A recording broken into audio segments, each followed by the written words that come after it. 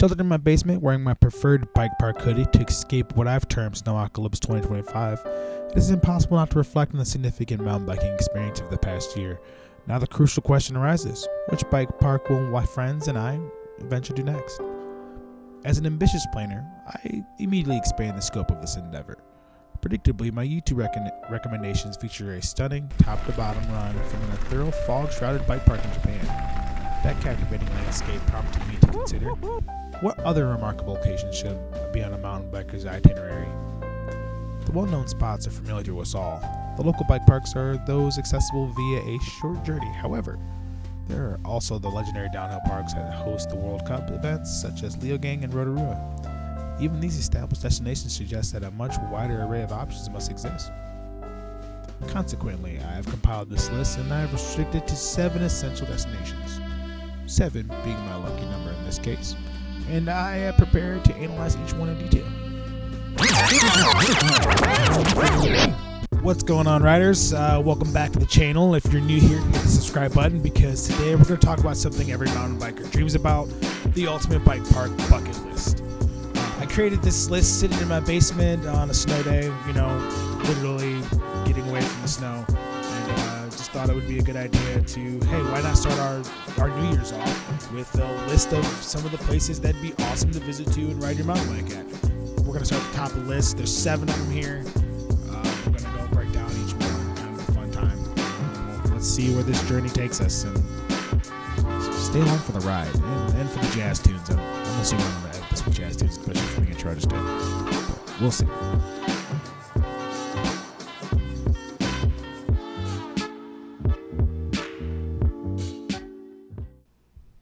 Okay, number 1 on this list might surprise you, but hear me out. It's your local bike park.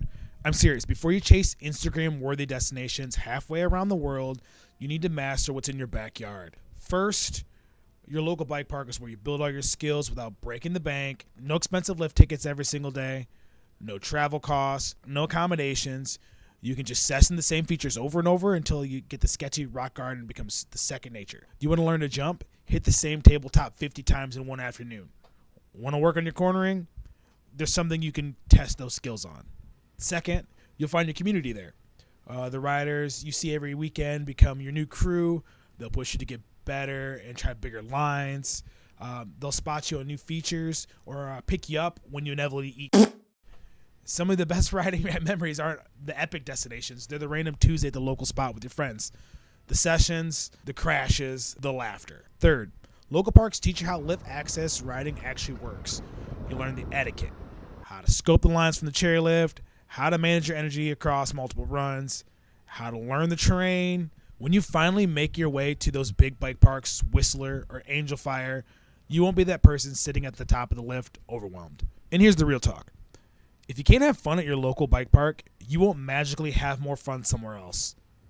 The trails might be gnarlier at a big resort, but the stoke, that comes from you. So before you just jet off some incredible destination, make a commitment. Truly explore your local bike park. Ride every trail, session every feature, try every line. So what's going to make you a better rider and prepare you for those big bike parks, you're going to learn here first.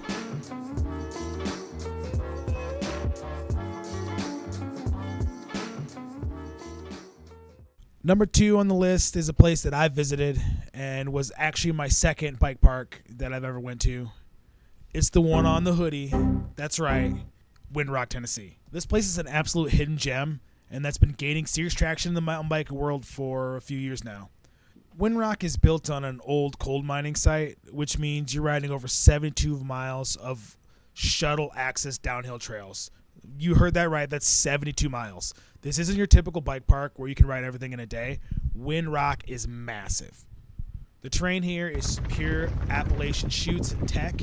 We're talking rocky, rooty, raw, East Coast riding that'll put your technical skills to the test. If you've been riding smooth flow trails your whole life, Windrock will humble you really quickly. But that's what makes it so good. It forces you to level up. One of the coolest things about Windrock is its variety. You've got jump trails for airtime junkies, ultra tech rock gardens for those slow tech riders, and these absolute punishing sustained down descents that keep you going. And by the end of the day, your hands and legs are garbage. The park runs a shuttle service, usually 2 trucks that hold an load of people. You're shoulder to shoulder with the guy next to you, which makes it a lot of fun because you get to talk about the trails that they're riding, or maybe you miss a trail, or maybe you miss the line, and you really get to interact with some of the people there. The cool part was when we were there, they were running a race the next weekend, so we really got to bump shoulders with some of like the big up and coming UCI downhill racers. I'm pretty sure Trek had their whole team there. It was pretty cool, like sitting next to them up in the shuttle. Of course, you're a little starstruck, so you don't really say anything to him. But, hey, it was kind of cool riding next to the guy, right? Windrock is located in Tennessee, obviously. It's kind of centrally located if you live in the southeast or the Midwest. You can get a place in Knoxville, have a great time in Knoxville, and then end up shooting over to Windrock and then back to Knoxville for drinks and food. Or you can do like us and stick in an Airbnb, or hell, camp. They have stuff that's at the park that allows you to camp right there if that's all you want to think about is bikes, and maximize, your time at the park. Find another place to camp outside, enjoy the great outdoors. There's plenty of hiking. Lex in our group, she went hiking and had a great time while we rode another day. So there's plenty of other stuff to do around the area. So if you really want to bring your family and you get away for a day, 2, 4, whatever, I would say that this park is really hard to get acclimated to because it's a lot faster and it's a lot more intense than other parks around it. Bring knee pads, go slow, bring every piece of protective gear that you're going to have because you're going to go down. But with a little bit of patience, you'll get used to it, and next thing you know, you'll be ripping and hitting jumps that you never thought were possible.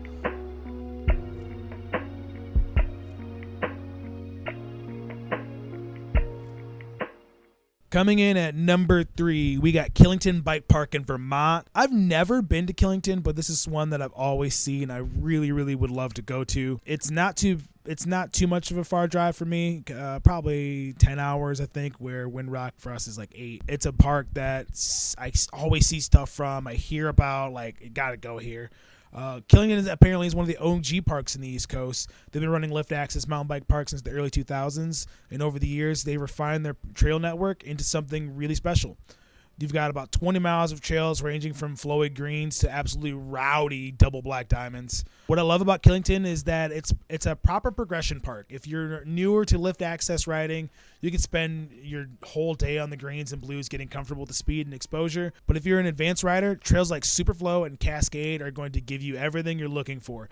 Big jumps, technical rock sections, and sustained steeps. The signature trail here is definitely Superflow. It's the perfect crafted jump line with features that range from intermediate to expert.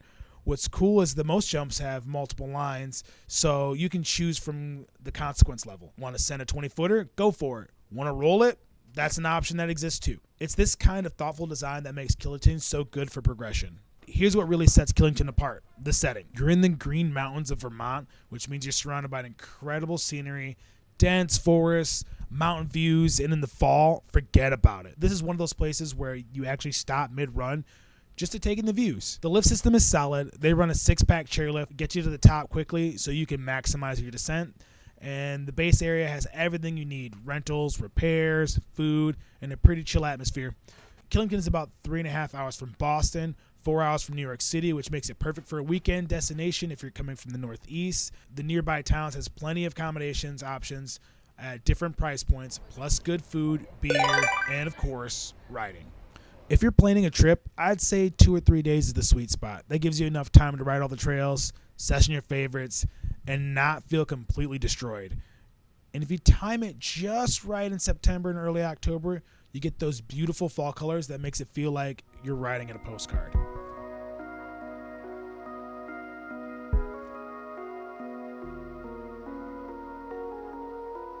Okay, number 4 is where it gets a little spicy. We've kind of visited everything that's close by. We've driven 8 hours, 10 hours. I mean, like, we're starting to talk about, like, maybe we shouldn't drive. Maybe we should fly. With flying comes, do I bring my bike? Do I rent a bike? Like, it's expensive. That complicates things. But you've already done the other bike parks. This is something that you know what's coming up.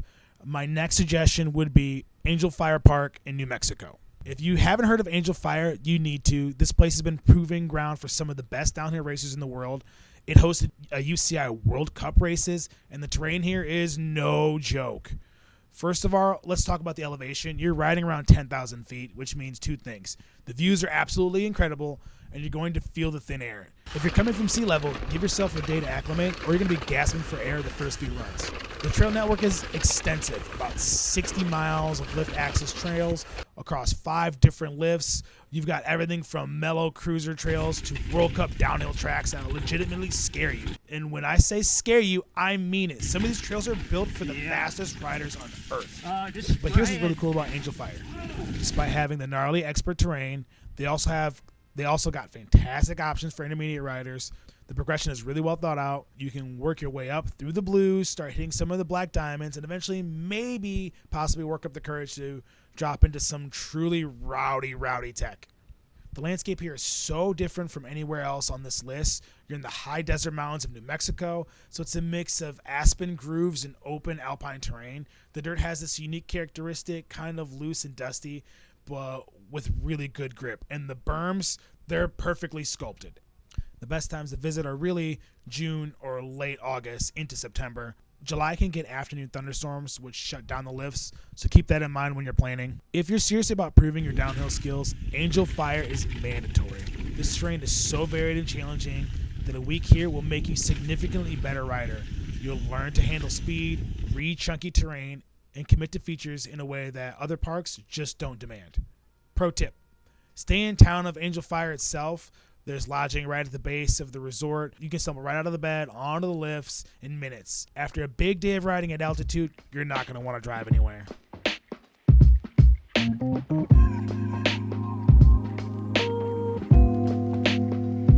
Some of you might be surprised that you didn't see this one coming already. The one everyone always talks about, Whistler. Let's just get it out of the way. Whistler is the Mecca of mountain biking. It's the biggest well-known bike park in the world, and for good reason. Over 80 trails, multiple lift access zones, and terrain that ranges from absolute beginner to are you trying to die?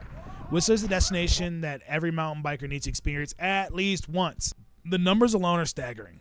70-plus miles of terrain, 5,000 feet of vertical descent, 4 chairlifts, and a season that runs May all the way through October. You could ride here for 2 weeks straight and still not hit every trail. But what really makes Whistler special isn't the quantity, it's the quality. These trails are immaculately maintained. We're talking pro-level trail crews grooming and maintaining the lines every day. The jumps are perfectly sculpted and shaped. The berms are buttery smooth, and even the technical trails are cleaned up and kept in the best condition they can be. If you're into flow trails and jumps, Whistler is literally paradise. Trails like A-Line, Dirt Merchant, and Crank It Up are just pristine jump lines where you can get into the rhythm and just the flow from feature to feature. The sensation of riding these trails is unlike anything else. You want to get technical, drop into in deep, and you'll find yourself navigating massive rock slabs, tight trees, and features that require serious bike handling. You want to go fast, hit peer pressure, or lower Whistler Village, and try to hold on as you blast through wide open sections at borderline reckless break-necking speeds.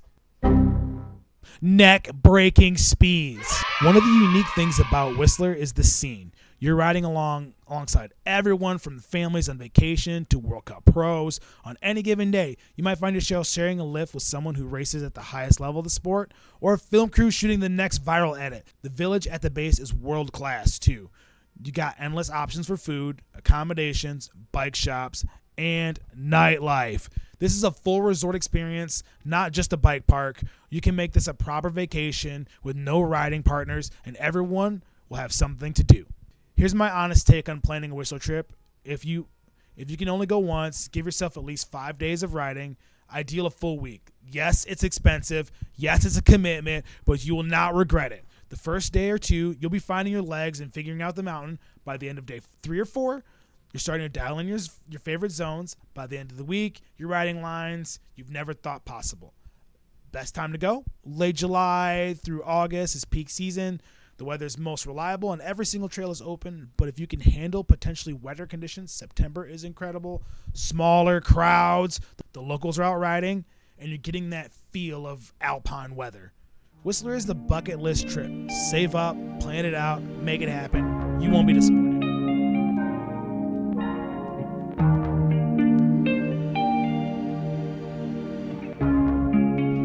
right, now we're going international. Number 6 takes us all the way to the Landananda, Tasmania, Australia, the Maydena Bike Park. Maydena is relatively new to the scene, but it's already making massive waves in the global mountain biking community. This place is a product of a visionary project to create a world-class gravity park in Tasmanian wilderness. And let me tell you, they nailed it. It's in the Styx Valley, and we're talking about proper big mountain riding. This isn't some small hill with a few trails. You're looking at descents that go over 1,000 meters of vertical drop. This is legitimate alpine length descents. What makes Maydena so special is the variety and the quality of the trails. You get everything from flowy blue trails, let you cruise and take back the scenery, to absolutely monster black diamond descents that will test every skill you have. The trails here are purpose-built by some of the best trail builders in the world, and you can feel it in every turn. The signature experience in Maydena is the shuttle access riding. Because of the way the mountain is laid out, you take a shuttle vehicle, so different starting points, and descend these incredibly long trails back down. Some trails run 20 to 30 minutes of continuous riding. It's not the rapid fire laps you get at your traditional chairlift bike park. It's more of a journey, the experience of descending through different ecosystems. And speaking of ecosystems, the Tasmanian rainforest environment is absolutely stunning. You're riding through ancient tree ferns, past massive eucalyptus trees, and loam here is legendary. When conditions are good, Maydena is about as fun as mountain biking gets. The remoteness is part of the appeal. Maydena is 90 minutes from Hobart, Tasmania, the capital, and feels like you're truly getting away from everything. The town of Maydena itself is tiny. We're talking only a few hundred people, so this is a pure mountain biking pilgrimage, not a resort vacation. The riding season primarily runs from October through April, which is Tasmania's spring and summer. The best riding is typically November through March, when the weather is most stable. Here's what you need to know about planning a trip to Maydena. This is a commitment. You're flying to Australia, then flying to Tasmania, then driving to a remote town in the middle of nowhere. But for serious riders, this is exactly what makes it so appealing. You're going somewhere that most mountain bikers will never reach, riding trails that are so good, they're better than anywhere else in the world. I'd recommend giving yourself at least 4 to 5 days of riding Maydena, and if you're flying all the way to Tasmania, definitely plan to explore the island. Tasmania is incredibly beautiful with amazing food, wine. The accommodation options of Maydena range from camping to basic lodges to some nicer options in nearby towns. It's not luxury, but that's not why you're here. We're here for some of the best mountain biking in the world in one of the most unique locations you'll ever ride. Maydena represents the cutting edge of mountain biking so far. World-class trails in remote, stunning locations built specifically for riders who want the full adventure and experience. This is downhill mountain biking as exploration.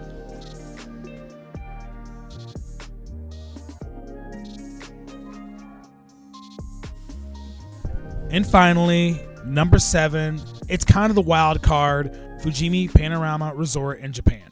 Japan, mountain biking, I know, it's not the first connection most people make, but hear me out, because this is absolutely incredible and represents something totally unique in the mountain biking world.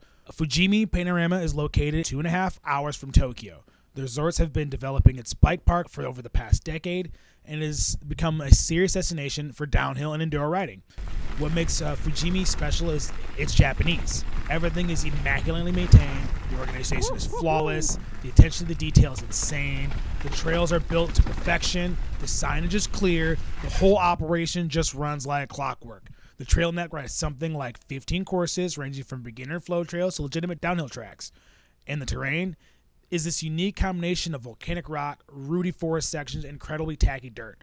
The rock here has some amazing grip because of its volcanic origins, which means you can rail corners at speeds that would have you washing out on regular rock. But here's the thing that really blows the mind about Fujimi. You're riding with Mount Fuji in the background. On a clear day, you're dropping downhill run of the most iconic mountains in the world looming in the distance. It's surreal. The whole experience of riding in Japan is different. The Japanese mountain biking community is incredibly welcoming, but also quite small, so you'll feel like part of a special something. The food at the base, forget trail mix and energy bars, you're getting proper Japanese meals. We're talking sushi. The onset hot springs nearby, perfect for soaking your tired muscles after a long day. Fujimi operates primarily during the summer months, and it's worth noting that Japanese summers can be humid. But the riding is so good, the whole experience is so unique, it's worth dealing with it. If you're planning this trip, you'd likely combine it with other activities in Japan. Maybe spend a few days riding at Fujimi, then explore Tokyo, temples in Kyoto. Maybe check out a riding spot here or there in the Japanese Alps as well. This becomes less of a pure bike park trip and more of a cultural adventure where world-class mountain biking is just one of the components.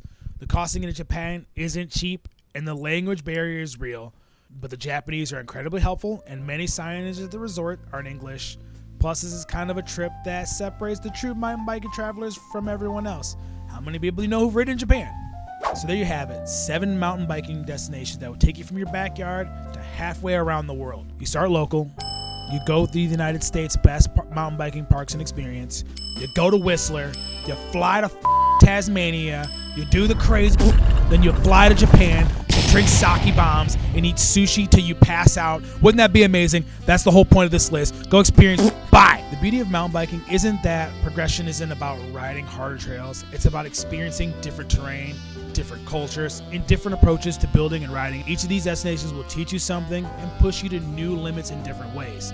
Where are you riding next? If you've already ridden some of these places, share your experiences. I want to hear your stories. Subscribe for more mountain bike content. And until next time, your boy Alex. Peace.